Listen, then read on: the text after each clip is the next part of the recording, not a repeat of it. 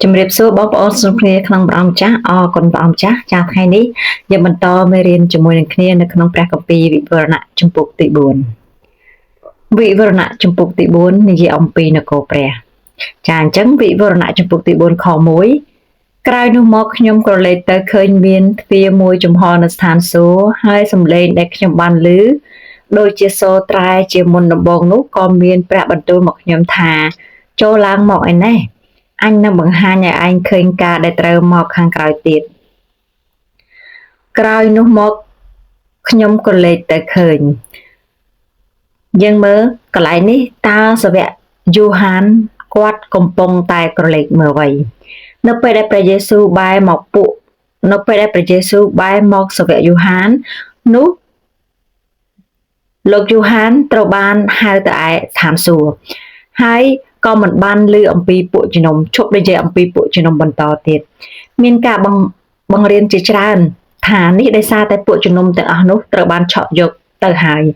ប៉ុន្តែការបង្រៀនបែបនេះគឺមិនទាន់ត្រឹមត្រូវនៅឡើយទេមានន័យថាគឺជាការចាប់ផ្ដើមរបស់រាជរបស់ផងព្រះ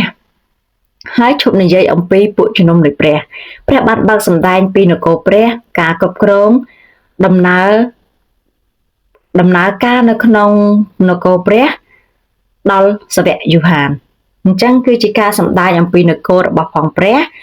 ហើយក៏ឈប់និយាយអំពីពួកជំនុំបន្តទៀតនេះមិនមែនមានន័យថាពួកជំនុំត្រូវបានឆក់យកទៅឡើយទ្វារបើកចំហនៅស្ថានសួគ៌ទ្វារបើកចំហកន្លែងនេះគឺចង់តាក់ទងជាមួយនឹងផ្នែកវិញ្ញាណគឺការដឹកនាំទៅរកផ្នែកវិញ្ញាណដូចជានៅក្នុងព្រះគម្ពីរអេសេគៀលជំពូកទី1ខ1នៅថ្ងៃ5ខែអាសាឍឆ្នាំទី30កាលខ្ញុំនៅជាមួយនឹងពួកឆ្លើយនៅមាត់ទន្លេកេបានោះមេឃក៏បើកឡើងហើយខ្ញុំឃើញការជាក់ស្ដែងពីព្រះចាកន្លែងនេះលោកអេសេគៀលក៏បានឃើញពីការជាក់ស្ដែងរបស់ព្រះប៉ុន្តែគឺដោយផ្នែកវិញ្ញាណយើងដឹងយើងមានរូបកាយព្រលឹងហើយនិងវិញ្ញាណពីវរណៈជំពូកទី19ខ11ខ្ញុំក៏ឃើញមេឃបើកចំហឡើងនោះឃើញមានសេះសមួយនិងព្រះអង្គដែលគង់លើវាទ្រង់មានព្រះនាមថាស្មោះត្រង់ហើយពិតប្រាកដទ្រង់ជំនុំជម្រះហើយច្បាំងដោយសុចរិតចាអញ្ចឹងកន្លែងនេះសាវកយូហាននៅពេលដែលមេឃបើកចំហគាត់បានឃើញសេះសហើយនិងព្រះអង្គដែលគង់នៅលើសេះហ្នឹងអញ្ចឹងក៏ឃើញខាងផ្នែកវិញ្ញាណដែរវិវរណៈជំពូកទី4ខ2ស្រាប់តែខ្ញុំបានត្រឡប់ទៅជានៅដោយវិញ្ញាណហើយឃើញមានបល្ល័ង្កមួយដាក់នៅលើស្ថានសួគ៌ក៏មានមួយអង្គគង់នៅលើបល្ល័ង្កនោះចាអញ្ចឹងយើងឃើញបញ្ជាក់នៅក្នុងវិវរណៈជំពូកទី4ខ2គឺការនៅដោយវិញ្ញាណការឃើញដោយវិញ្ញាណអញ្ចឹងស្រាប់តែខ្ញុំត្រឡប់នៅជាវិញ្ញាណអញ្ចឹងមានន័យថាម៉េចមានន័យថាបើជាភាសាអង់គ្លេសគេហៅថា translation មានន័យថារូបកាយយើងនៅឯនេះតែវិញ្ញាណយើងនៅកន្លែងផ្សេងអញ្ចឹងមិនមែនទៅដោយទាំងខ្លួនទេចាហើយដូចជាលោកអេសេគៀលដែរនៅក្នុងព្រះគម្ពីរអេសេគៀលជំពូកទី3ខ14ដូច្នេះព្រះវិញ្ញាណទ្រង់លើកខ្ញុំឡើងយកទៅឯខ្ញុំក៏ទៅដោយមានសេចក្តីជូរចត់ហើយដោយសេចក្តីក្តៅក្រហាយនៃវិញ្ញាណខ្ញុំព្រះហស្ថនៃព្រះយេហូវ៉ាក៏សន្ធិដ្ឋលើខ្ញុំជាខ្លាំងហោរ៉ាអេសេគៀលគឺលោកបានទៅហើយបានឃើញ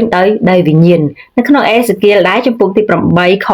3ទ្រង់ក៏លោកចេញមកមានរាងដូចជាដៃចាប់សក់ក្បាលខ្ញុំរួចព្រះវិញ្ញាណទ្រង់លើកខ្ញុំឡើងទៅកណ្ដាលមេឃ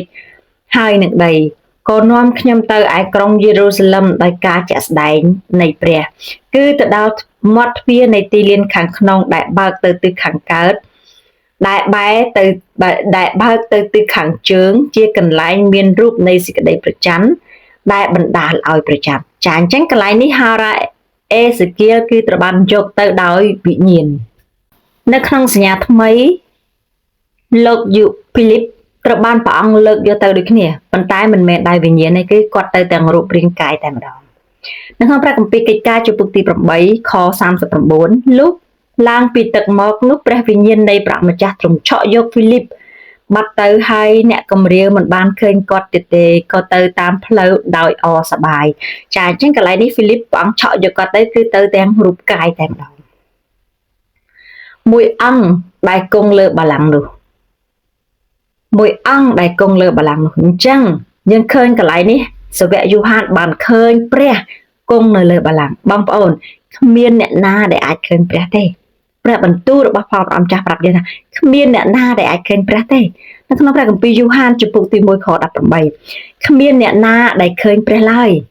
មានតែព្រះជាបុត្រាតែមួយដែលគង់នៅក្នុងព្រះឱរាព្រះវរបិតាប៉ុណ្ណោះទ្រង់បានសម្ដែងឲ្យស្គាល់ព្រះអង្គព្រះគម្ពីរយូហានជំខ្សែទី1ជំពូកទី4ខ12គ្មានអ្នកណាដែលឃើញព្រះឡើយតែបើយើងស្រឡាញ់គ្នាទៅវិញទៅមកនោះព្រះទ្រង់គង់នៅក្នុងយើងហើយសេចក្តីស្រឡាញ់របស់ទ្រង់បានពេញខ្នាតនៅក្នុងយើងដែរចាអញ្ចឹងការដែលសាវកយូហានបានឃើញនេះគឺគាត់បានឃើញត្រឹមតែរូបរាងកាយព្រះអង្គចាស់ទ្រង់មានព្រះបន្ទូលថាម៉េចមានពរហើយអ្នកណាដែលមានចិត្តបរិសុទ្ធបិទអ្នកទាំងនោះនឹងបានឃើញព្រះចាការដែលឃើញព្រះកន្លែងនេះគឺឃើញជាទម្រង់ជារូបរាងមិនតែមិនបានឃើញជាក់ច្បាស់នោះទេបងប្អូនពីព្រោះក្នុងព្រះគម្ពីរបានបញ្ជាក់ប្រាប់យើងថាគ្មានអ្នកណាអាចឃើញព្រះទេអ្នកដែលឃើញព្រះហើយគឺគេត្រូវស្លាប់នៅក្នុងព្រះគម្ពីរសញ្ញាចាស់សញ្ញាថ្មីក៏បានប្រាប់យើងដែរអត់មានអ្នកណាអាចឃើញព្រះតែការដែលឃើញនេះដែលព្រះអង្គថាឲ្យឃើញនេះគឺឃើញបែបជាទម្រង់ឃើញបែបទៅជារូបរាងនៅក្នុងព្រះគម្ពីរនិខុមណាំងជំពូកទី33ខ20ទ្រង់ក៏មានបន្ទូលថាឯងពុំអាចនឹងមើលមុខអញបានឡើយត្បិតមនុស្សជាតិនឹងឃើញអញហើយរស់មិនបានទេនេះគឺជាអ្វីដែលព្រះអង្គចាស់បានមានព្រះបន្ទូលទៅកាន់ម៉ូសេពីព្រោះអីលោកម៉ូសេចង់ឃើញព្រះអង្គហើយព្រះបានប្រាប់ដល់ម៉ូសេថាគ្មានអ្នកណាអាចឃើញព្រះអង្គនេះព្រោះមនុស្សជាតិដែលមើលឃើញព្រះអង្គហើយនោះរស់មិនបាននោះឡើយប៉ុន្តែដោយសារតែសេចក្តីមេត្តាសេចក្តីករុណាដែលព្រះបានស្រឡាញ់ហើយដល់លោកម៉ូសេព្រះអង្គបានឲ្យគាត់ឃើញចាប៉ុន្តែដែលឃើញនេះមិនមែនឃើញជារូបរាងទេគឺព្រះអង្គបានយកគាត់ឲ្យដាក់កន្លៀតថ្មមួយឲ្យព្រះអង្គយាងកាត់ទៅឲ្យមើលឃើញពីក្រោយចាអត់បានមើលឃើញព្រះភ័ក្ត្ររបស់ព្រះអង្គចាស់នោះឡើយវិវរណៈជំពូកទី4ខ3ឯព្រះដែលគង់នៅនោះមើលទៅមានភាពដូចជាត្បូងមណីជោតនិងត្បូងទទឹមក៏មានអន្តនូនៅព័ទ្ធជុំវិញបល្ល័ង្កដែលមើលទៅដូចជាត្បូងមរកតត្បូងមណោជាត្បូងមណោជោតត្បូងទទឹមជាត្បូងទី1និងជាត្បូងចុងក្រោយបំផុតរបស់អេផូបរបស់សម្ដេចសាំនៅពេលដែលព្រះបានបង្គាប់បញ្ជាឲ្យពួកអ៊ីស្រាអែលបានធ្វើអេផូបឲ្យទៅដល់អេរ៉ុនអង្គឲ្យដាំត្បូងចំនួន12ហើយត្បូងមណីជោតគឺជាត្បូងទី1ហើយត្បូងទទឹមគឺជាត្បូងចុងក្រោយមានចែងនៅក្នុងព្រះគម្ពីរនិខមណាំងជំពូកទី28ខទី17រហូតដល់ខទី21ត្បូងនេះតំណាងពីព្រះដែលទ្រង់ជាដើមហើយជាចុងជាអាល់ហ្វាហើយក៏ជាអូមេហ្គាជាទីចាប់ផ្ដើមហើយក៏ជាទីបញ្ចប់ត្បូងមណីជោតមានរាងដូចជាគ្រីស្តាល់មានពន្លឺភ្លឺខ្លាំងដូចជាពេជ្រដែលបង្ហាញថាព្រះទ្រង់ជាវិញ្ញាណនិងជាសេចក្តីពិតគ្មានការកុហកនៅក្នុងទ្រង់ហើយទ្រង់ក៏គ្មានស្រមោលដែរគ្រីស្តាល់អត់មានស្រមោលទេព្រះរបស់យើងគ្មានស្រមោលទេព្រះរបស់យើងគឺជាវិញ្ញាណព្រះរបស់យើងគឺជាសេចក្តីពិតត្បូងទទឹមមានពណ៌ក្រហមតំណាងពីការប្រោះលោះតំណាងពីការផ្សះផ្សាពីព្រោះព្រះបានសគត់នៅលើឈើឆ្កាងអំពើបាបរបស់ផងយើងត្រូវបានលាងដោយព្រះលោហិតដ៏ពណ៌ក្រហមឆ្អិនឆ្អៅរបស់ផងព្រះម្ចាស់ព្រះយេស៊ូវគ្រីស្ទព្រះគម្ពីរកូរិនថូសខ្សែទី2ជំពូកទី5ខ19គឺពីដំណើរដែលព្រះទ្រង់សគត់ក្នុងព្រះគ្រីស្ទកំពុងផ្សះផ្សាលោកីនិងព្រះអង្គទ្រង់ឥតប្រកាន់ទោសគេទៀតហើយទ្រង់បានប្រគល់ព្រះបន្ទូលនឹងការផ្សះផ្សានោះមកឲ្យខ្ញុំមកឲ្យយើងខ្ញុំចាអញ្ចឹងត្បូងទទឹមពណ៌ក្រហមតំណាងអំពីការប្រោះលោះតំណាងអំពីការផ្សះផ្សាចាដោយសារតែបែបហ្នឹងហើយបានជាព្រះអង្គចាស់ទ្រង់មានព្រះបន្ទូលថាម៉េចគ្រប់ទាំងជង្គង់នៅស្ថានសួគ៌នៅផែនដីនៅក្រោមដីត្រូវបានលុតចុះនៅពេលដែលឮពីព្រះនាមព្រះយេស៊ូវហើយគ្រប់ទាំងអណ្ដាតបានសរសើរនឹងការដល់ព្រះអង្គចាស់ត្បិតព្រះអង្គចាស់ព្រះយេស៊ូវទ្រង់ជាព្រះដែលប្រោះលោះទ្រង់ជាព្រះដែលផ្សះផ្សាយើងរាល់គ្នាជាមួយនឹងផងព្រះវរបិតានៅក្នុងព្រះគម្ពីររ៉ូមជំពូកទី3ខ24តែដោយពឹងដល់ព្រះគុណទ្រង់នោះបានរាប់ជាសុចរិតទៅទេដោយសារសេចក្តីប្រោះលោះដែលនៅក្នុងព្រះគ្រីស្ទយេស៊ូវមានអន្តនូនៅព័ទ្ធជុំវិញបល្ល័ង្កហោរ៉ាអេសេគៀលក៏បានឃើញអន្តនូនៅព័ទ្ធជុំវិញបល្ល័ង្កដូចជាសាវកយូហានបានឃើញដែរនៅក្នុងព្រះគម្ពីរអេសេគៀលជំពូកទី1ខ28ឯរស្មីដែលភ្លឺនៅព័ទ្ធជុំវិញនោះក៏មានភាពដូចជាអន្តនូដែលនៅលើពពកក្នុងថ្ងៃដែលមានភ្លៀងនេះជាគំរូពីភាពនៃសេរីល្អរបស់ព្រះយេហូវ៉ា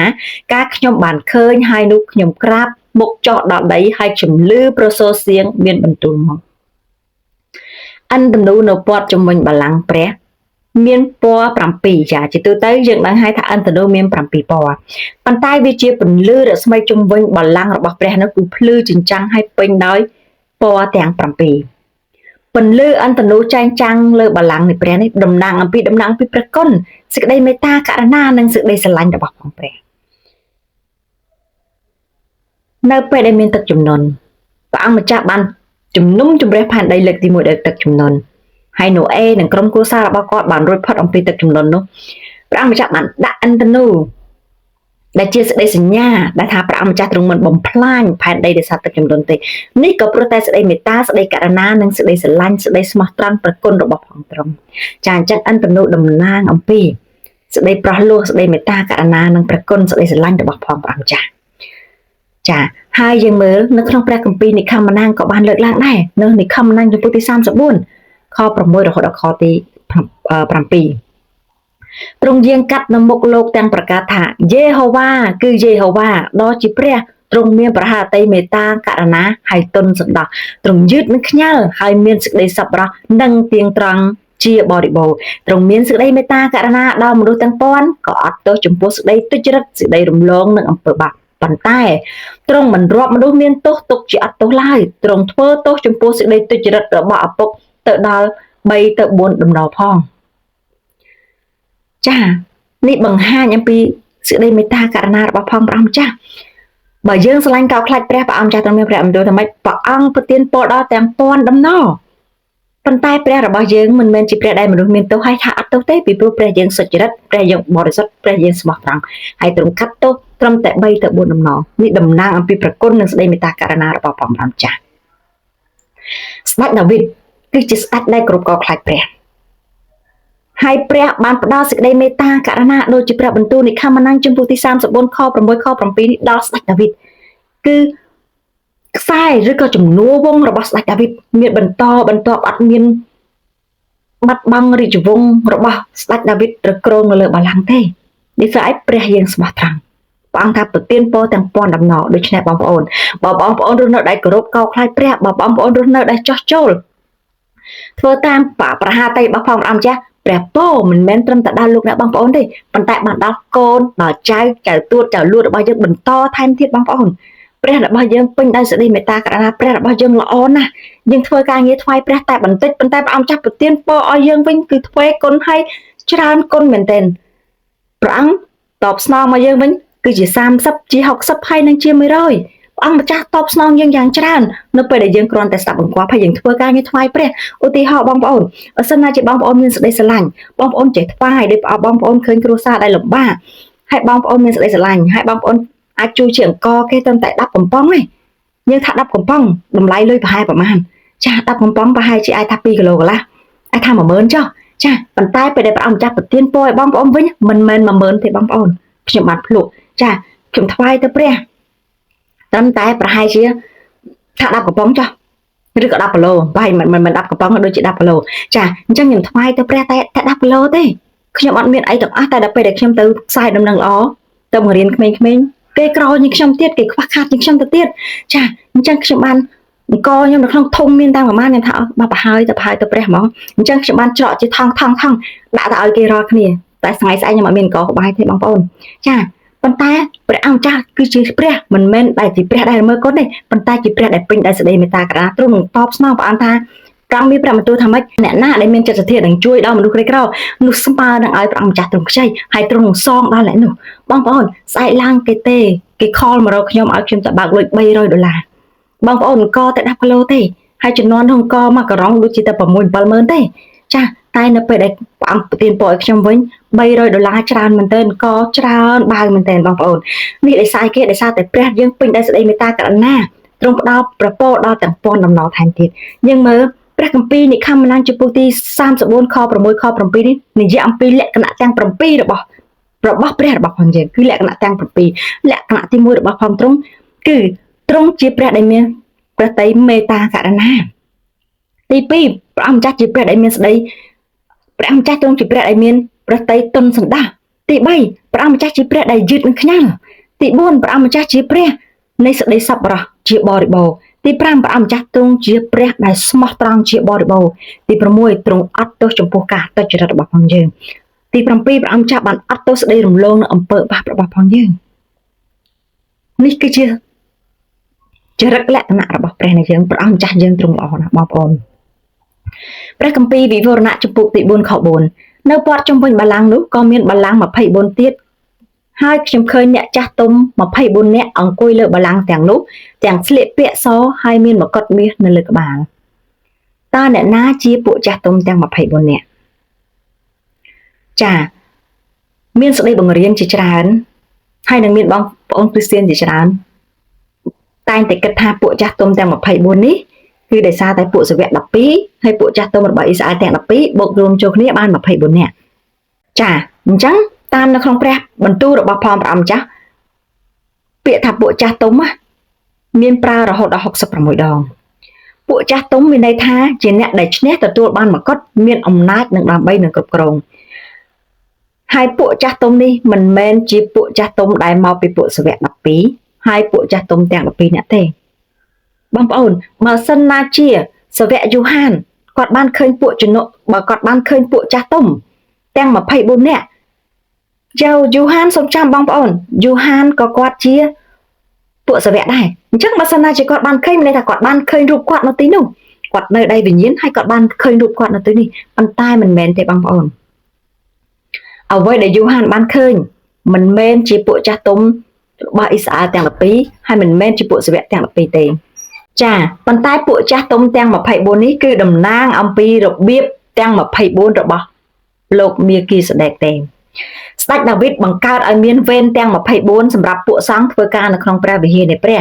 នៅក្នុងពងសាវតាក្សត្រខ្សែទី1ចំពុកទី24បងប្អូនអាចអានពងសាវតាក្សត្រខ្សែទី1ចំពុកទី24បងប្អូននឹងឃើញស្ដេចដាវីតដែលគាត់បានរៀបចំវេនទាំង24សម្រាប់ដំណាក់របស់ផងព្រះអង្គម្ចាស់ដើម្បីបម្រើនៅក្នុងព្រះវិហារនៃព្រះ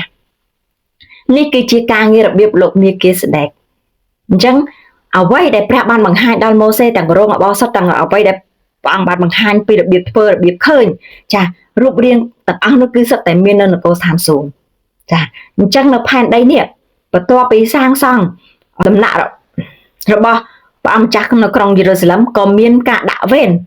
ស្ដេចសាឡូមោនក៏មានការដាក់វេនទាំង24ដើម្បីបម្រើការងារនៅក្នុងព្រះវិហារនៃព្រះដែរអញ្ចឹងដូចគ្នានៅស្ថានសួគ៌ក៏មានពួកចាស់ទុំទាំង24ដែលបម្រើការងារនៅក្នុងរោងអបោសុតនៅក្នុងដំណាក់របស់ផងព្រះអង្គម្ចាស់ដូចជានៅក្នុងរោងអបោសុតដែរបងប្អូនហើយនៅក្នុងពងសាវតាក្សត្រខ្សែទី1ចំពុកទី25ស្ដេចដាវីតក៏បានរៀបចំបង្កើតឲ្យមានក្រុមថ្វាយក្រុមច្រៀងចម្រៀងថ្វាយព្រះទាំង24វេនដូចគ្នាដែរចាសូមបងប្អូនអានហើយបងប្អូននឹងយល់ហើយបងប្អូនជប់យល់ច្រឡំអំពីពួកចាស់ទុំទាំង24នេះតទៀតចាហើយការងាររបស់ពួកចាស់ទុំទាំង24នេះគឺតាក់ទងជាមួយនឹងការថ្វាយបង្គំហើយតាក់ទងជាមួយនឹងការអធិដ្ឋានចាអញ្ចឹងនៅក្នុងព្រះគម្ពីរវិវរណៈចំពុកទី5ខ8រហូតដល់ខ10យើងបានឃើញដែលព្រះអង្គបានប្រាប់ថានេះគឺជាការងាររបស់ពួកចាស់ទុំទាំង24លុះបានយកក្រាំងទៅហើយនោះតួមានជីវិតទាំង4និងពួកចាស់ទុំ24នាក់ក៏ទម្លាក់ខ្លួនក្រាបចុះនៅមុខកូនជាមទាំងកាន់សង្ឃនិងពៀនមាសដែលពេញដោយគ្រឿងក្រអូបរៀងខ្លួនឯគ្រឿងក្រអូបនោះគឺជាសេចក្តីអធិដ្ឋានរបស់ពួកបរិសុទ្ធពួកទាំងនោះក៏ច្រៀងទំនុកថ្មីមួយថាទ្រង់គួរនឹងយកក្រាំងនេះហើយបកត្រាផងត្បិតទ្រង់បានត្រូវគេធ្វើកុដហើយទ្រង់បានលួសយើងរាល់គ្នាដោយព្រះលិខិតទ្រង់ចេញពីគ្រប់ទាំងពួយមនុស្សគ្រប់ភាសាគ្រប់នគរហើយពីគ្រប់ទាំងសាសថ្វាយដល់ព្រះក៏តាំងយើងរាល់គ្នាឡើងជានគរហើយជាសង្ឃថ្វាយដល់ព្រះនៃយើងរាល់គ្នាឲ្យយើងបានសោយរាជ្យនៅផែនដីនេះគឺជាការងាររបស់ពួកចាស់ទុំទាំង24ដូចជាស្ដេចដាវីតដែលបានតាំងឲ្យមានវេនទាំង24នៅក្នុងការបម្រើនៅក្នុងដំណាក់របស់ផងព្រះហើយសម្រាប់នឹងច្រៀងសរសើរដល់ព្រះអង្គម្ចាស់នៅក្នុងព្រះវិហារនៃព្រះដែរពិវរណៈចំពុកទី4ខ5មានភ្លេងបន្ទោសៀងសំនៀងនិងផ្គរលាន់ចេញពីបល្ល័ង្កមួយនោះមកក៏មានចង្គៀង7ឆេះនៅខាងមុខគឺជាព្រះវិញ្ញាណទាំង7របស់ព្រះចានៅក្នុងព្រះគម្ពីរនេះបានបង្ហាញយ៉ាងច្បាស់ថាជើងចង្គៀងទាំង7តំណាងអំពីព្រះវិញ្ញាណរបស់ផងទ្រង់ទាំង7មានភ្លេងបន្ទោមានសៀងសំឡេងមានផ្គរលាន់ហើយមានន័យ ទាំងអស់នេះមានន័យថាម៉េចទាំងអស់នេះគឺជាសម្លេងរបស់ផងព្រះវរបិតានៅក្នុងព្រះគម្ពីរនិខមណាំងចំពុកទី19ខ16រហូតខទី19នៅពេលដែលព្រះអង្គម្ចាស់បានចាំងជួបដល់រាជអ៊ីស្រាអែលព្រះអង្គបានបង្គាប់បញ្ជាដល់ម៉ូសេឲ្យញែកពួកគេជាបរិសុទ្ធហើយនាំពួកគេមកឯជើងភ្នំស៊ីណាយចាហើយនៅលើជើងភ្នំនៅលើភ្នំស៊ីណាយនោះព្រះបានមានព្រះបន្ទូលមកកាន់ពួកគេដែលដូចជាសម្លេងផ្គរលាន់ដូចជាសម្លេងនៃផ្លេចបន្ទោហើយនេះគឺជាសម្លេងរបស់ផងព្រះម្ចាស់ព្រះយេហូវ៉ាចាអញ្ចឹងសូមអានជាមួយគ្នានិខមណាំងចំពុកទី19ខ16រហូតដល់ខទី19លុះដល់ព្រឹកឡើងថ្ងៃទី3នោះក៏មានលឺសូរផ្គរមានផ្លេចបន្ទោនិងពពកយ៉ាងក្រាស់នៅលើភ្នំព្រមទាំងលឺសូរផ្លុំស្នែងយ៉ាងខ្លាំងក្រៃលែងរួចបណ្ដាជនទាំងឡាយដែលនៅក្នុងទីដំឡើងក្រសាក៏ញ័ររន្ធត់ទាំងអស់គ្នានោះម៉ូសេនាំគេចេញពីទីដំឡើងក្រសាលទៅជួបនឹងព្រះគេឈរតម្រៀបគ្នានៅទីជើងភ្នំឯភ្នំស៊ីណាយក៏ហុយផ្សែងឡើងពេញទាំងអស់ត្បិតព្រះយេហូវ៉ាទ្រង់យាងចុះមកលើភ្នំគង់ក្នុងភ្លើងផ្សែងនោះក៏ហុយឡើងដូចជាផ្សែងនៃគប់ភ្លើងតួភ្នំទាំងមូលក៏ក្រើករំពើកយ៉ាងខ្លាំងការលឺស្នែងកាន់តែអន្ថើនខ្លាំងឡើងនោះម៉ូសេក៏ទូលហើយព្រះទាំងមានបន្ទូលឆ្លើយតបមកលោកចាអញ្ចឹងតាមរយៈបទគម្ពីរនេះសំឡេងផ្គរលាន់ផ្លេចបន្ទោសៀងសំឡេងគឺជាសំឡេងរបស់ផងព្រះវរបិតាដែលមានព្រះបន្ទូលមកកាន់លោកម៉ូសេចានៅក្នុងសញ្ញាថ្មីក៏បានបញ្ជាក់ដែរនៅពេលដែលព្រះឆ្លើយតបសេចក្តីអធិដ្ឋានរបស់ផងព្រះអង្គចាស់ព្រះយេស៊ូវក៏មានសំឡេងឮដូចជាផ្គរលាន់ដែរនៅក្នុងព្រះគម្ពីរយូហានជំពូកទី12ខ27រហូតដល់ខទី29ឥឡូវនេះខ្ញុំមានចិត្តតាប់ប្រមល់តើត្រូវឲ្យខ្ញុំទូលដូចម្ដេចអោព្រះវរបិតាអើយសូមជួយសង្គ្រោះទូបង្គំឲ្យរួចពីពេលនេះផងប៉ុន្តែគឺដោយហេតុនេះឯងបានជាទូបង្គំមកដល់ពេលនេះអោព្រះវរបិតាអើយសូមដំកើងព្រះនាមទ្រង់ឡើងនោះស្រាប់តែមានឮសំឡេងពីលើមេឃថាអញបានដំកើងហើយក៏នឹងដំកើងឡើងទៀតដែរដូច្នេះបណ្ដាមនុស្សដែលឈរនៅទីនោះហើយឮក៏និយាយថាឮផ្គរលាន់ខ្លះទៀតថាមានទេវតាទូលនឹងទ្រង់ចាអញ្ចឹងព្រះបានឆ្លើយតបជាមួយនឹងព្រះយេស៊ូវចាតែអ្នកដែលនៅក្បែរនេះគេថាមិនសំឡេងផ្គរលាន់ពីព្រោះអីគេឮដូចជាសំឡេងផ្គរលាន់ចានេះគឺជាសំឡេងរបស់ផងព្រះវរបិតានៅក្នុងព្រះគម្ពីរយោបជំពូកទី37ខ5ព្រះទ្រង់បញ្ចេញសំឡេងជាផ្គរលាន់យ៉ាងអស្ចារ្យក៏ធ្វើការយ៉ាងធំដែលយើងរាល់គ្នារកយល់មិនបានសំឡេងរបស់ព្រះដូចជាសំឡេងផ្គរលាន់បងប្អូនពេលដែលឮសំឡេងផ្គរលាន់ម្នាក់រន្ធត់ណាស់ពីព្រោះសម្រែកនោះខ្លាំងក្រៃលែងតែម្ដងរន្ធត់ណាស់ដូច្នេះហើយបានជាពួកអ៊ីស្រាអែលគេរត់ថយមកវិញគេថាសូមឲ្យព្រះមានបន្ទូលទៅកាន់ម៉ូសេទៅបានហើយលោកម៉ូសេមាននិយាយអ្វី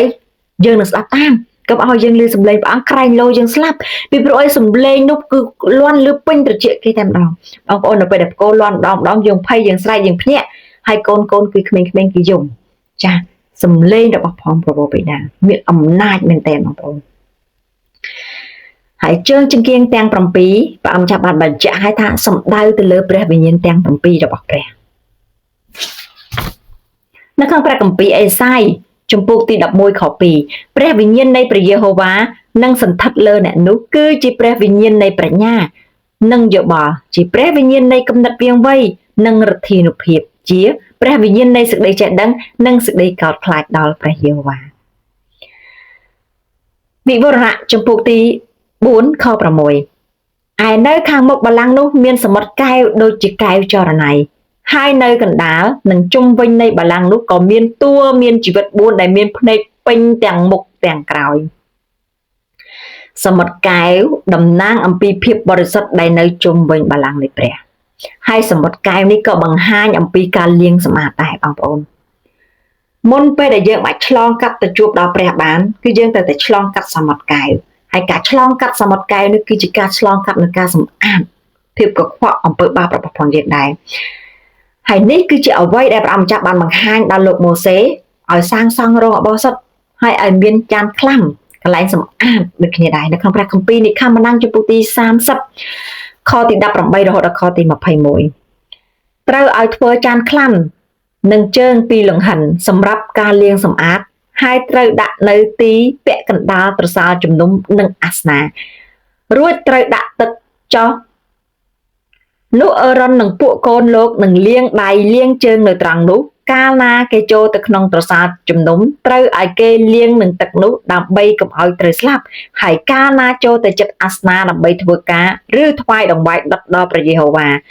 នោះគេត្រូវលាងដៃលាងជើងដែរដើម្បីកុំឲ្យត្រូវស្លាប់នេះជាច្បាប់សម្រាប់នៅអកលជានិច្ចដល់អឺរ៉ុននិងពូជពងលោកអស់ទាំងដំណរតរៀងទៅចាឃើញអត់ព្រះអង្គបានប្រាប់ដល់ម៉ូសេឲ្យដាក់ចានខ្លាំនៅកណ្ដាលដើម្បីពេលដែលបម្រើព្រះពេលដែលជួបព្រះគឺត្រូវតែសម្អាតជានិច្ចអញ្ចឹងហើយបងប្អូនព្រះរបស់យើងជាព្រះដែលបរិសុទ្ធយើងអាចទៅដោយមានក្លិនកខ្វក់យើងអាចទៅដោយការប្រឡាក់ប្រឡូកជាមួយនឹងអំពើបាបទេយើងអាចទៅជួបព្រះបានទេអញ្ចឹងបានមុនពេលបម្រើព្រះអង្គបម្រើនេះកន្លែងនេះដោយសារតែពួកគេគឺជាពួកសម្ដេចសង្ឃជាពូជរបស់អឺរ៉ុនអញ្ចឹងគេត្រូវតែចូលទៅក្នុងទីបរិសុទ្ធបំផុតចាអញ្ចឹងហើយគេត្រូវតែស្អាតដូចគ្នានៅពេលដែលយើងចូលទ្រផលព្រះអង្គម្ចាស់យើងត្រូវតែស្អាតដូចគ្នាបងប្អូនពីព្រោះឯព្រះរបស់យើងគឺជាព្រះដ៏បរិសុទ្ធយើងត្រូវតែលាងសម្អាតអំពើបាបរបស់ផងយើងហើយនៅស្ថានសួគ៌ក៏ដូចគ្នាដែរមុននឹងទៅជួបដល់ព្រះត្រូវតែសម្អាតដោយនៅក្នុងសម្អាតហើយគឺសមុទ្រកាយគឺតំណាងអំពីការសម្អាតទេបងប្អូនដូច្នេះហើយបងប្អូនបើយើងគ្រាន់តែចង់ធ្វើជាអ្នកជឿព្រះធម្មតាដែលយើងចង់នៅទីលានខាងក្រៅឬក៏ត្រឹមតែចូលទីលានខាងក្នុងយើងធ្វើបែបហ្នឹងប៉ុន្តែបើយើងចង់ចូលទីបរិសុទ្ធឬទីបរិសុទ្ធបំផុតដូចជាម៉ូសេហើយនិងអឺរ៉ុនបងប្អូនត្រូវតែស្អាតបងប្អូនត្រូវតែឃ្លាតឆ្ងាយអំពីសេចក្តីប៉ងប្រាថ្នារបស់ភ្នែកសេចក្តីប៉ងប្រាថ្នារបស់សាច់ឈាមហើយនិងអំនួតនៃជីវិតបងប្អូនត្រូវតែស្អាតហើយបងប្អូននឹងឃើញសេរីល្អរបស់ផងព្រះអង្គចាស់បងប្អូនបានភ្លក់នរិទ្ធបារមីនិងប្រជាស្ដាទ្រង់ឥតឈប់ឈរបងប្អូនមិនមែនត្រឹមតែភ្លក់ឲ្យបាត់ទេគឺបងប្អូននឹងបានភ្លក់ជាតារាពីព្រោះអីបងប្អូននៅក្នុងប្រវត្តិមានរបស់ផងព្រះអង្គចាស់ជាតារាអញ្ចឹងបងប្អូនព្រះគង់នៅជាមួយនឹងបងប្អូនដូច្នេះបើបងប្អូនចង់ខ្លាយទៅជាអ្នកជឿព្រះដែលនៅក្នុងទីបរិសុទ្ធហើយក្នុងទីបរិសុទ្ធបំផុតបងប្អូនត្រូវតែស្អាតហើយការស្អាតនេះគឺយើងលាងជំរះរាល់ថ្ងៃលាងជំរះដោយព្រះបន្ទូលរបស់ផងព្រះម្ចាស់លាងជំរះដោយព្រះវិញ្ញាណបរិសុទ្ធរបស់ផងព្រះម្ចាស់បន្ទាប់ពីការថ្វាយយ៉ាញ់បូជាពួកសង្ឃត្រូវតែលាងដៃលាងជើងដើម្បីឲ្យចូលទីបរិសុទ្ធមិនមែនគ្រប់គ្នាសុទ្ធតែចូលទីបរិសុទ្ធទេដូច្នេះហើយគ្រីស្ទានគ្រប់គ្នាមិនមែនសុទ្ធតែបានជួបព្រះអង្គមិនមែនសុទ្ធតែបានទទួលនៅប្រជាស្ដាររបស់ព្រះទេពីព្រោះអីត្រូវការសងថ្លៃលួសត្រូវការលះបង់ពីព្រោះព្រះអង្គចាស់ទ្រង់មានព្រះបន្ទូលថាម៉េចអ្នកណាដែលជឿដល់ព្រះអង្គត្រូវតែលះកាត់ចិត្តខ្លួនឯងហើយលឺឈើឆ្កាងតើបងប្អូនព្រមលឺឈើឆ្កាងទេបើបងប្អូនព្រមលឺឈើឆ្កាងពិតប្រាកដណាស់បងប្អូននឹងបានភ្លក់នៅសេរីល្អគឺជាអំណាចឫទ្ធិបារមីនៃប្រជាស្ដារទ្រង់អំណាចដែលព្រះអង្គចាស់បានមានព្រះបន្ទូលថានឹងឲ្យអ្នកណាដែលគ្រប់គ្រងខ្លាចព្រះនឹងឲ្យអ្នកណាដែលស្ដាប់បង្គាប់ដល់ព្រះម្ចាស់ប៉ុន្តែបើបងប្អូនមិនលះកាត់បងប្អូនចង់ធ្វើជាគ្រីស្ទានធម្មតានេះគឺជាការសម្រេចចិត្តរបស់បងប្អូនប៉ុន្តែបងប្អូនអរិយសតាំងដែលជាខ្មាំងស្ទើររបស់ផងយើងវាក្រហាក់វាក្រវ៉ែទាំងក្រហមដូចជាសឹងដើម្បីស្វែងរកអ្នកណាដែលវាអាចទឹកបាក់លេខបានបងប្អូនបើបងប្អូននៅតែហឹមបងប្អូននឹងធ្លាក់ដោយមិនដឹងខ្លួនទេព្រះបន្ទូលរបស់ផងព្រះអង្គចាស់នៅថ្ងៃបុណ្យរំលងនៅពេលដែលពួកអ៊ីស្រាអែលបានចេញមកពីប្រទេសអេស៊ីបក្រវ៉ាត់ចង្កេះបរិភោគដោយកាន់ដំបង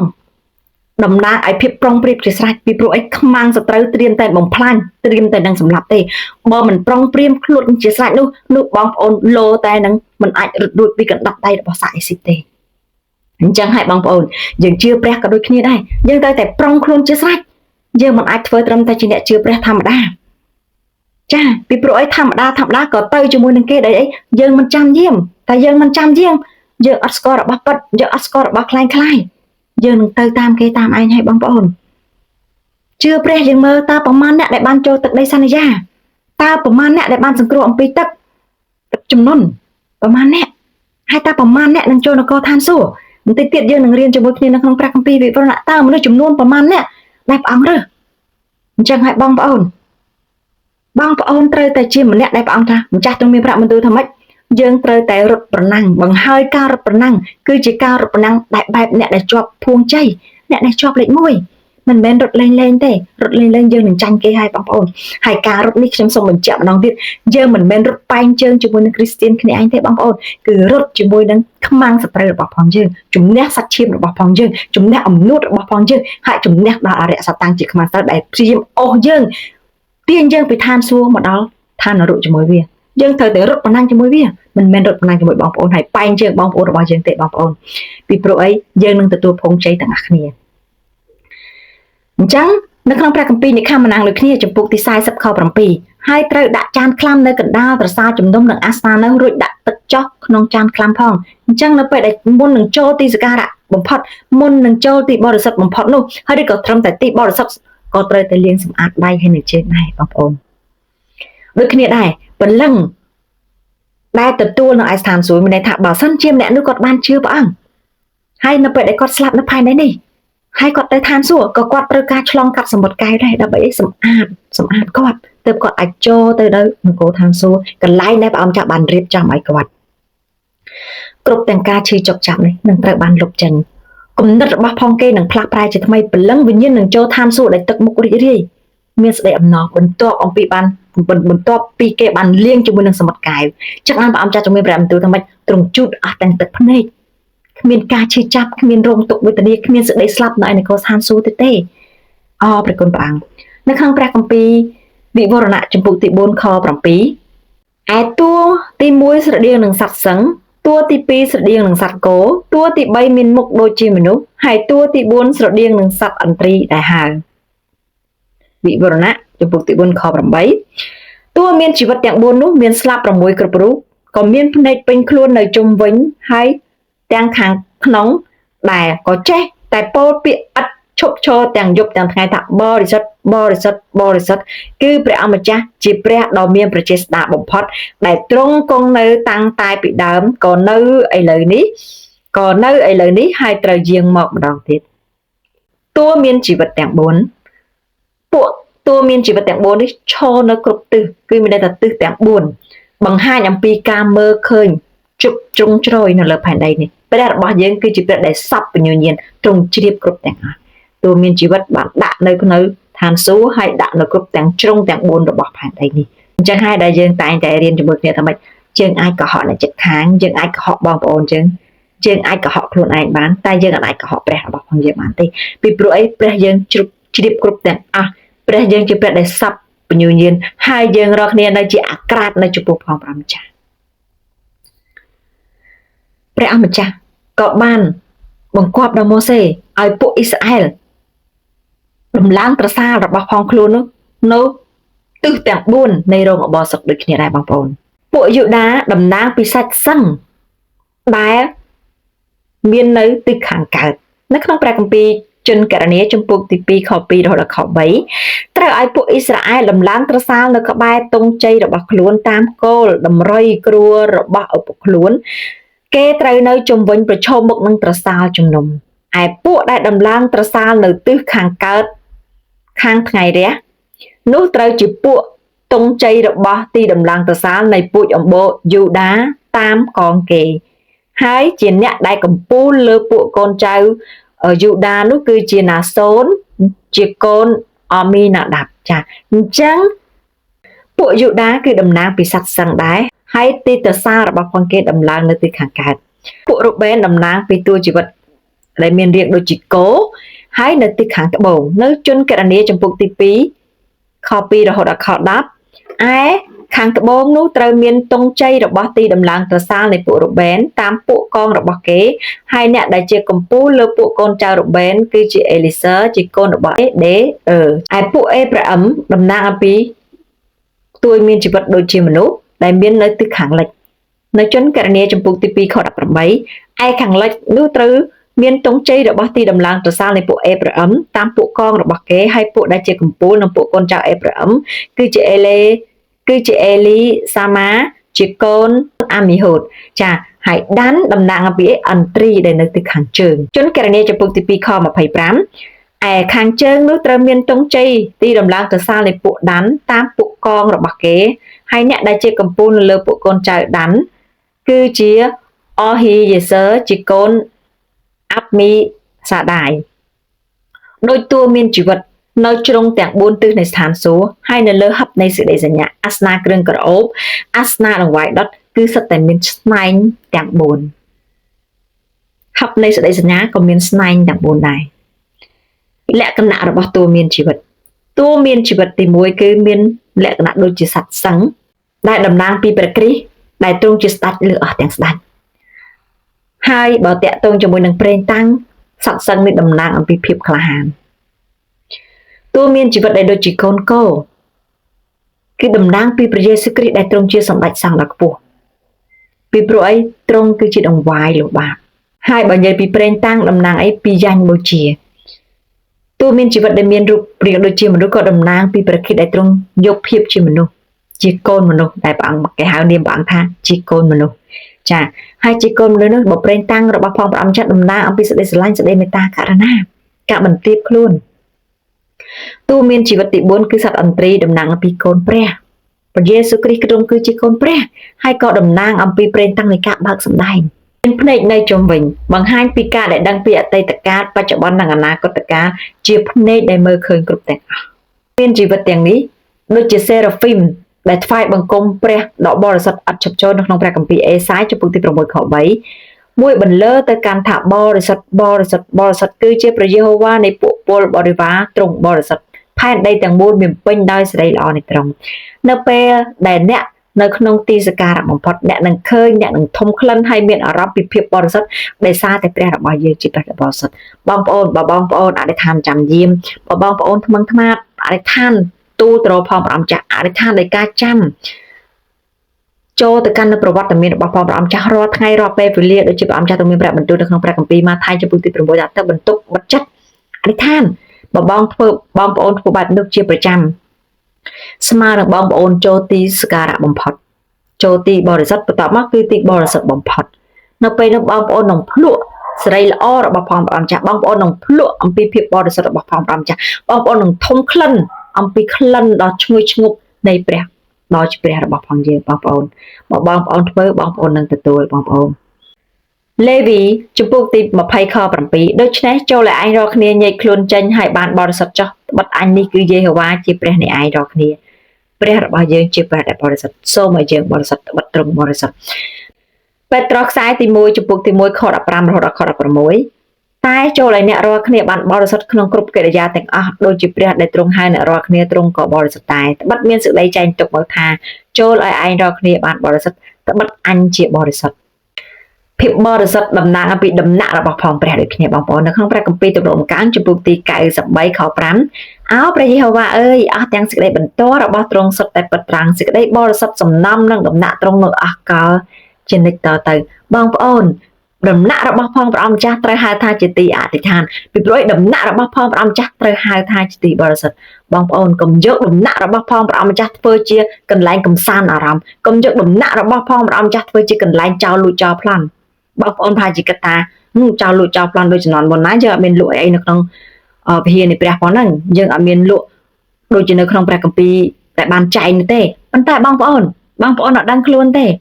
តាមសម័យកាលវាផ្លាស់ប្រែបន្តិចម្ដងប៉ុន្តែរូបរាងនៃអំពើបាបគឺដូចគ្នាពីមុនគេលក់ព្រាបគេដូរលុយគេដូរប្រាក់នៅក្នុងដំណាក់របស់ព្រះហើយព្រះបានផ្កាប់តុកពួកគេទាំងអស់នោះហើយព្រះអង្គចាស់ទ្រង់មានព្រះបន្ទូលថាដំណាក់អញត្រូវហៅថាជាទីបរិសុទ្ធតែពួកឯងយកមកធ្វើរោងចោលវិញប៉ុន្តែបងប្អូនដំណាក់របស់ផងព្រះនាពេលបច្ចុប្បន្នជាកន្លែងលេងតុកទីនដំណាក់របស់ផងព្រះរាល់ថ្ងៃគឺជាអីជាកន្លែង Questnet គឺជាកន្លែងដែលដាក់តគ្នាមានន័យថាដូចជាខ្សែចង្កោមអញ្ចឹងបើសិនណាជាយើងធ្វើជាសមាជិកគេហើយយើងរកបានសមាជិកខាងក្រោមទៀតយើងអង្គុយទៅនៅផ្ទះគេងទៅនៅផ្ទះដើរលេងក៏យើងបានលុយដែរយកដំណាក់របស់ផងព្រះអង្គចាស់ធ្វើជាកន្លែងរស់ស៊ីយកដំណាក់របស់ផងព្រះអង្គចាស់ជាកន្លែងចងការគ្នានេះស្មើនឹងយើងបង្អាប់សេរីល្អរបស់ផងព្រះអង្គចាស់ស្មើនឹងយើងធ្វើដូចជាក្នុងព្រះគម្ពីរលូកាដូចគ្នាដែរបងប្អូនដំណាក់របស់ផងព្រះអង្គចាស់គឺជាទីបរិសុទ្ធដំណាក់របស់ផងព្រះអង្គចាស់គឺជាទីអធិដ្ឋានដំណាក់របស់ផងព្រះអង្គចាស់មិនមែនជាកន្លែងចោលលួចចោលប្លន់កន្លែងរឹបអូសហើយជាកន្លែងដែលសាងអាណាចក្រខ្លួនឯងហើយនឹងសាងទ្រព្យសម្បត្តិខ្លួនឯងទេបងប្អូនកេងប្រវាញ់លើដំណាក់របស់ផងព្រះអង្គមានព្រះបន្ទូលថាជនជាតិនេះគេគ្រប់ប្រតិបត្តិអាចតែបបោមាត់ទេតែចិត្តគេឆ្ងាយណាស់យើងកេងប្រវាញ់ពីព្រះអង្គយើងលួចដង្វាយព្រះយើងមកអាប់សេរីល្អរបស់ព្រះយើងយករបស់ខ្ញាច់យកមកឲ្យព្រះអង្គបងប្អូនដាក់ដង្វាយបងប្អូនត្រូវតែរកលុយណាដែលស្អាតជាងគេហើយរៀបចំយ៉ាងស្អាតនៅក្នុងស្រោមសម្បត្តិបងប្អូនដាក់ដៃផ្ទាល់បងប្អូនដាក់ដៃផ្ទាល់ល្អជាងបងប្អូនបាញ់តែកង់បងប្អូនពួកបងប្អូនបានរៀបចំយ៉ាងល្អឥតខ្ចោះ ពីព្រោះនៅក្នុងសញ្ញាចាស់នៅពេលដែលគេយកសត្វមកថ្វាយសត្វទាំងអស់នោះក៏ត្រូវតែសង់គេអ្នកត្រួតពិនិត្យមើលមានស្លាកស្នាមអត់មានជ្រួញអត់មានឈើអត់ទៅសង់នោះយកបងប្អូនអ្វីដែលយើងថ្វាយព្រះមិនមែនសុទ្ធតែព្រះអង្គទទួលទាំងអស់ទេបងប្អូនហើយដង្វាយដែលយើងថ្វាយទៅព្រះទទួលទៅយើងបានពរបើព្រះអត់ទទួលយើងអត់បានពរទេបើយើងយករបស់ខ្ញាក់យកថ្វាយព្រះបើយើងយករបស់ចោលប្លន់បងប្អូនឬក៏រៀបប្រុសស្រីដែលការកេងប្រវ័ញ្ចយកទៅថ្វាយព្រះអត់សាប់ហាតីទេបងប្អូនព្រះអត់សាប់ហាតីទេពីព្រោះព្រះរបស់យើងមានគ្រប់ទាំងអស់ឯមាសជារបស់ផងទ្រង់ឯប្រាក់ជារបស់ផងព្រះអង្គចាស់ទ្រព្យសម្បត្តិនៅផែនដីនៅឋានសួគ៌ជារបស់ផងទ្រង់សូម្បីតែមាសក៏ព្រះអង្គធ្វើជាខ្នល់ឲ្យយើងដើរជន់ដែរបងប្អូនព្រះអង្គអត់មានខ្វះខាតទេដែលព្រះអង្គឲ្យបងប្អូនដាក់ដង្វាយនោះគឺព្រះអង្គចង់ឲ្យបងប្អូនស្ដាប់បង្គាប់ហើយនៅពេលដែលបងប្អូនស្ដាប់បង្គាប់ព្រះអង្គប្រទានពរមកបងប្អូនអត់ឈប់ឈរគឺជាប្រពោដែលមាននៅក្នុងព្រះគម្ពីរម៉ាឡាគីជំពូកទី3ខ10ព្រះអង្គបាក់ទ្វារឋានសួគ៌បង្ហោប្រពោយើងរកកន្លែងដាក់គ្មានទេបងប្អូនដង្វាយ1/10គឺជាដង្វាយនៃសេចក្តីបង្គាប់របស់ផងព្រះអង្គចាស់បើហើយក៏ស្មើនឹងក្របពូជរបស់បងប្អូនដែរបងប្អូនបើបងប្អូនមិនយកក្របពូជទៅព្រោះដើម្បីឲ្យបង្កើតផលផ្លែទេបងប្អូនស៊ីបង្ហិនក្របពូជបងប្អូននឹងខ្សោះហើយបងប្អូននឹងមានបញ្ហាសេដ្ឋកិច្ចដោយមិនដឹងខ្លួនបងប្អូននឹងជាប់ចំណងដោយមិនដឹងខ្លួនបងប្អូនរបស់សេសាថ្វាយទៅសេសារបស់ព្រះត្រូវថ្វាយទៅព្រះបងប្អូននឹងភ្លក់ពីព្រោះអ្នកណាដែលជាអ្នកសន្យាជាមួយយើងមិនមែនជាមនុស្សប៉ុន្តែគឺជាព្រះដែលទ្រង់មានព្រះបន្ទូលថាដាក់ដង្វាយ1/10ដង្វាយ10%មកដំណាក់របស់ផងព្រះអង្គម្ចាស់ហើយលបងលោព្រះអង្គម្ចាស់ឥឡូវនេះបើព្រះអង្គមិនបើកទ្វារឋានសួគ៌ដើម្បីនឹងបង្ហោប្រពោដល់យើងបងប្អូននេះជាសេចក្តីសន្យារបស់ព្រះយើងដង្វាយ10%គឺជាស្រូវពូជរបស់ផងយើងត្រូវតែថ្វាយដល់ព្រះបងលោព្រះបើព្រះមិនបើកទ្វារបង្ហោប្រពោដល់បងប្អូនទេបងប្អូនកុំគិតថាបងប្អូនខ្វះបងប្អូនដាក់ដង្វាយ10%យ៉ាងដូចម្ដេចបងប្អូនខ្វះពេលដែលបងដោយសារតែបងប្អូនស៊ីបង្ហិនក្របពូជរបស់បងប្អូនមិនព្រមរៀបទៅព្រោះបងប្អូនចិត្តទៅយកមកដាំបាយស្លហូបតើនឹងឲ្យមានបង្កើតផលផ្លែជាថ្មីឯម្ដងទៀតដែររបៀបណាស្រីសាស្ត្រតានៅពេលដែលគាត់បានថ្វាយដល់ព្រះដែលគាត់ចម្អិនអាហារឲ្យហារ៉ាអេលីយ៉ាមានអ្វីកាត់ឡើងអាហារដែលគាត់ហូបតាមមួយពេលទៀតហើយគាត់បានបរិភោគរហូតដល់3ឆ្នាំកន្លះបងប្អូននេះគឺជាព្រះពរដែលមាននៅក្នុងព្រះគម្ពីរម៉ាឡាគីជំពូកទី3ខ10បើបងប្អូនភ្លក់បងប្អូននឹងទទួលហើយបើបងប្អូនភ្លក់បងប្អូននឹងស្គាល់រសជាតិដ៏ឆ្ងាញ់នេះបងប្អូនហើយបងប្អូននឹងលេងលួចដង្វាយព្រះហើយបងប្អូននឹងចង់តែដង្វាយចង់តែថ្វាយលើស 10% ថែមទៀតមិនមែនត្រឹមតែ 10% ពីព្រោះអីបន្ទាប់ពីបងប្អូនភ្លក់ហើយទៅបងប្អូនដឹងថាព្រះយើងល្អប៉ុណ្ណាហើយសេចក្តីសន្យារបស់ព្រះនៃយើងល្អប៉ុណ្ណាអរគុណព្រះអង្គអរគុណព្រះស្លាប6ដូចជាស្លាបនៃសេរីហ្វីមនៅក្នុងព្រះគម្ពីរអេសាយជំពូកទី6ខ2ដែលនិយាយពីសេរីហ្វីមដែលមានស្លាប6ស្លាប2សម្រាប់បាំងមុខស្លាប2សម្រាប់បាំងជើងហើយស្លាប2ទៀតសម្រាប់ហើរការងាររបស់តួមានជីវិតគឺមើលថែបល្ល័ង្ករបស់ព្រះពួកគេថ្វាយបង្គំព្រះនៅក្នុងព្រះគម្ពីរពិវរណៈជំពូកទី4ខ8រហូតដល់ខ9ពួកមានជីវិតថ្វាយបង្គំព្រះហើយពួកមានជីវិតនេះក៏បានឲ្យក្រាញ់ទៅដល់សាវកយូហានដែរនៅក្នុងព្រះគម្ពីរពិវរណៈជំពូកទី6ខ1ខ3ខ5និងខទី7ហើយតួមានជីវិតនេះក៏ឲ្យចាននៃសេចក្តីក្រោធនៃព្រះទៅដល់ទេវតាទាំង7ដែរនៅក្នុងវិវរណៈជំពូកទី15ខ7តួមានជីវិតសរសើរថ្វាយសេរីល្អដល់ភាពបរិសុទ្ធនៃព្រះពីព្រោះអីនៅក្នុងព្រះបន្ទូលព្រះអង្គថាបរិសុទ្ធគេចេះតែស្រែកឥតឈប់ឈរថាបរិសុទ្ធដល់ព្រះមកជាព្រះដ៏ខ្ពស់បំផុតនៅក្នុងព្រះគម្ពីរអេសាយជំពូកទី6ខ2ក៏បានលើកឡើងដែរបរិសុទ្ធភាគច្រើនគឺលើកឡើងចំនួន3ដងតំណាងអំពីព្រះត្រីឯកគឺជាប្រវោបិតាព្រះចបត្រានិងព្រះវិញ្ញាណបរិសុទ្ធព្រះដ៏ជាព្រះដែលមានប្រជាស្ដាបំផុតជាព្រះដែលត្រូវការថ្វាយនៅការសេរីនៅក្នុងការថ្វាយជាសេរីល្អថ្វាយនៅការតសាដំកើងពីគ្រប់ទាំងអស់ដែលព្រះបានបង្កើតយើងជាមនុស្សព្រះអង្គចាស់ต้องមានព្រះបន្ទូលថាព្រះអង្គជប់សូនយើងសម្រាប់តែព្រះអង្គដើម្បីនឹងថ្វាយសេរីល្អដើម្បីនឹងថ្វាយការតសាដល់ព្រះអង្គចាស់យើងត្រូវតែថ្វាយជាសេរីល្អថ្វាយការតសាដល់ព្រះអង្គចាស់យើងត្រូវតែជាក្លិនក្រអូបរបស់ផងព្រះគ្រីស្ទពីព្រោះអីយើងគឺជាយ៉ាញ់បូជារូបរបស់ផងព្រះអង្គចាស់ព្រះទ្រង់គង់នៅតាំងតែពីដើមហើយមកដល់ឥឡូវនេះហើយក៏ត្រូវយើងមកម្ដងទៀតព្រះអង្គចាស់ព្រះយេស៊ូវបានយាងមកផែនដី ហើយទ្រង់មានបច្ចុប្បន្នរស់រហូតដល់សប្តាហ៍ថ្ងៃហើយព្រះអង្គចាស់ទ្រង់នឹងយាងមកជាលើកទី2ម្ដងទៀតវិវរណៈចំពុកទី4ខ9កាលណាទូលមានជីវិតទាំង4នោះបានថ្វាយសិរីល្អល្បីព្រះនាមនិងពាក្យអរព្រះគុណដល់ព្រះអង្គដែលគង់នៅលើបល្ល័ង្កជាព្រះដែលមានប្រជញ្ញរស់អស់កលចនិចរៀងរៀបតទៅរួចហើយចាការថ្វាយសិរីល្អជាផ្នែកនៃការសរសើរដំកើងដល់ព្រះដែលមានគ្រប់ប្រជាស្ដាដែលមានគ្រប់ទាំងអំណាចការថ្វាយល្បីព្រះនាមព្រោះទ្រង់ជាព្រះលើគ្រប់អស់ទាំងព្រះហើយក៏ជាព្រះលើគ្រប់ទាំងអស់ការអរព្រះគុណដល់ព្រះពីព្រោះអីទ្រង់បានធ្វើអ្វីជាច្រើនសម្រាប់យើងត្រូវតែអរព្រះគុណដល់ព្រះអត់ឈប់ឈរយើងភ្ញាក់ឡើងយើងអរព្រះគុណទ្រង់ព្រះអង្គឲ្យអាហារយើងបរិភោគអ្នកដែលជឿព្រះអង្គអត់មាននរណាខ្វះអាហារអត់មាននរណាខ្លាចជាអ្នកសំទានទេព្រះអង្គឲ្យអាហារដល់គេព្រះអង្គឲ្យសម្លៀកបំពាក់ដល់គេព្រះអង្គឲ្យជំរកដល់គេនេះគឺជាសេចក្តីត្រូវការចាំបាច់របស់មនុស្សម្នាក់ព្រះអង្គខាននឹងគុតគង់ដល់រាជរបស់ផងទ្រង់ទេដូច្នេះយើងត្រូវតែបន្តសរសើរដំកើងយើងត្រូវតែបន្តថ្វាយបង្គំហើយនឹងបន្តអរព្រះគុណព្រះនៅគ្រប់ការទាំងអស់គ្រប់ពេលវេលាអរព្រះគុណទ្រង់អត់ឈប់ឈរសរសើរដំកើងព្រះអត់ឈប់ឈរនៅក្នុងព្រះគម្ពីរអេពីសូតចំពុកទី5ខ19ទ្រង់នឹងប្រោះឲ្យអ្នករួចពីសេចក្តីវេទនា6មុខទៅដល់គ្រប់7មុខផងនោះគឺជាសេចក្តីអាក្រក់មិនដែលប៉ះពាល់ដល់អ្នកឡើយនេះគឺជាព្រះបន្ទូលសន្យារបស់ផងព្រះអង្គចាស់ព្រះអង្គម្ចាស់មិនឲ្យការអាក្រក់ប៉ះពាល់ដល់យើងទេអរព្រះគុណដល់ទ្រង់អរព្រះគុណដល់ព្រះអរព្រះគុណដែលថ្ងៃនេះព្រះអង្គឲ្យអាហារយើងហូបចុកអរព្រះគុណដែលព្រះអង្គចាស់ផ្ដល់សម្លៀកបំពាក់អរព្រះគុណដែលព្រះអង្គផ្ដល់ជំរកអរព្រះគុណដែលទ្រង់បានថែរក្សាការពារជីវិតរបស់យើងពេញមួយថ្ងៃការអរព្រះគុណទ្រង់គឺសម្រាប់ថ្វាយជាចាញ់បូជាក្លិនឈ្ងុយនៅចំពោះផងព្រះអង្គចាស់វិវរណៈចំពុកទី4ខ10រហូតដល់ខទី11ពួកចាស់ទុំទាំង24នាក់ក៏ទម្លាក់ខ្លួនក្រាបចុះនៅចំពោះព្រះអង្គដែលគង់លើបល្ល័ង្កទាំងថ្វាយបង្គំដល់ព្រះដ៏មានប្រជញ្ញអស់កលជានិច្ចរៀងរៀបទៅនោះហើយក៏ដាក់មកត់ខ្លួនចុះថ្វាយនៅមុខបល្ល័ង្កដោយទូលថាអោព្រះអង្គម្ចាស់ជាព្រះនៃយើងរាល់គ្នាអើយទ្រង់គួរនឹងទទួលសិរីល្អកិត្តិនាមនិងប្រជាស្ដាត្បិតទ្រង់បានបង្កើតរបស់សពសារពើមកហើយគឺដែលបំណងប្រាថ្នាទ្រង់ហើយដែលរបស់ទាំងនោះបានកើតមកហើយមាននៅផងទម្លាក់ខ្លួនក្រាបចុះបង្ហាញអំពីការចោះចូលហើយក៏បង្ហាញអំពីរបៀបថ្វាយបង្គំនៅស្ថានសួគ៌ដែរការថ្វាយបង្គំនៅស្ថានសួគ៌គឺគ្រប់គ្នាបានទម្លាក់មកត់តំណាងពីអីសេរីល្អមានន័យថាតំណាងពីអំនួតរបស់ផងយើងព្រោះយើងចោះចូលនៅចំពោះផងព្រះអង្គម្ចាស់ហើយអោនខ្លួនហើយលុតជង្គង់ថ្វាយបង្គំដល់ព្រះការថ្វាយបង្គំព្រះពិតជាសំខាន់ខ្លាំងណាស់អរិយាប័ត្រនៃការថ្វាយបង្គំក៏ដូចគ្នាដែរពីព្រោះអីព្រះអង្គម្ចាស់ទ្រង់មានព្រះបន្ទូលថាម៉េចគ្រប់ទាំងសរីរាង្គកាយគ្រប់ទាំងអស់ថ្វាយការសរសើរដល់ព្រះយើងអាចងើបឈរយើងអាចអង្គុយយើងអាច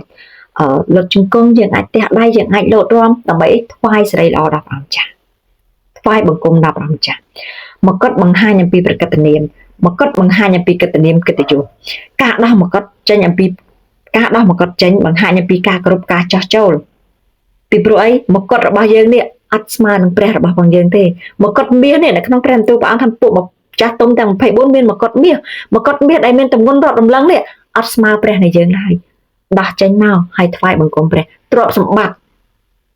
មុខមាត់គេឈ្មោះកិត្តិយសនេះអត់ស្មើព្រះនៃយើងទេបងប្អូនដោះចេញមកដើម្បីថ្វាយបង្គំដល់ព្រះអង្គចាស់ហ្វីលីបជំពូកទី3ខ8ហើយខ្ញុំគោរពគ្រប់ទាំងអស់ទុកដូចជាខាតដែលព្រោះសេចក្តីដែលប្រសើរជាងគឺដែលស្គាល់ព្រះគ្រីស្ទយេស៊ូវជាព្រះអម្ចាស់នៃខ្ញុំដែលដោយយល់ដល់ទ្រង់ខ្ញុំបានខាតគ្រប់ទាំងអស់ហើយបានរាប់ទាំងអស់ទុកដូចជាសម្រាមប្រយោជន៍ឲ្យបានព្រះគ្រីស្ទវិញបងប្អូននេះគឺជាអ្វីដែលសាវកពលបានមានប្រសាសន៍ដោយសារគេសាវកពលគឺជាអ្នកដែលមានចំណេះដឹងជ្រៅជ្រះសាវកពលគឺជាអ្នកដែលមានអំណាចមានកេរ្តិ៍ឈ្មោះមានកិត្តិយសមានទ្រព្យសម្បត្តិប៉ុន្តែនៅពេលដែលគាត់ស្គាល់ព្រះគ្រីស្ទគាត់មានប្រសាសន៍ថាម៉េចគ្រប់ទាំងអស់បានរាប់ជាខាតនៅចំពោះផងព្រះអង្គចាស់ពីព្រោះអីព្រះគ្រីស្ទដែលគាត់ស្គាល់នេះគឺប្រសើរគ្រប់លើសទាំងអ្វីរបស់ផងគាត់ដែលគាត់មានអញ្ចឹងហើយបានជាសាវកពលថាម៉េចគាត់រាប់ទាំងអស់ទុកជាសម្រាមអ្វីមុខមាត់គេឈ្មោះកិត្តិយសទ្រព្យសម្បត្តិចំណេះដឹងរបស់គាត់គ្រាន់តែជាសម្រាមទេនៅចំពោះព្រះបងប្អូនសុំដាក់មកត់យើងចោះសុំដាក់មុខមាត់សុំដាក់គេឈ្មោះសុំដាក់ទ្រព្យសម្បត្តិកិត្តិយសរបស់យើងចោះបងប្អូនពីព្រោះព្រះរបស់យើងធំមកដល់ជាងបងប្អូនព្រះមានព្រះបន្ទូលថាព្រះបានបង្កើតយើងមកដើម្បីជាសេចក្តីសរសើរដល់ព្រះនៅក្នុងព្រះគម្ពីរអេសាយចំពុកទី43ខ21ជារាដែលអញបានជប់សូនសម្រាប់តែខ្លួនអញដើម្បីឲ្យគេបានសម្ដែងចេញជាសេចក្តីសរសើររបស់ផងអញនេះគឺជាបំណងប្រាថ្នារបស់ផងព្រះដែលបង្កើតមនុស្សមកដើម្បីនឹងថ្វាយការសរសើរដំកើងដល់ព្រះ ចាសូមអរគុណច្រើនហើយព្រះគម្ពីរវិវរណៈជំពូក4ចាប់តែត្រឹមនេះអរគុណសូមព្រះប្រទានពរ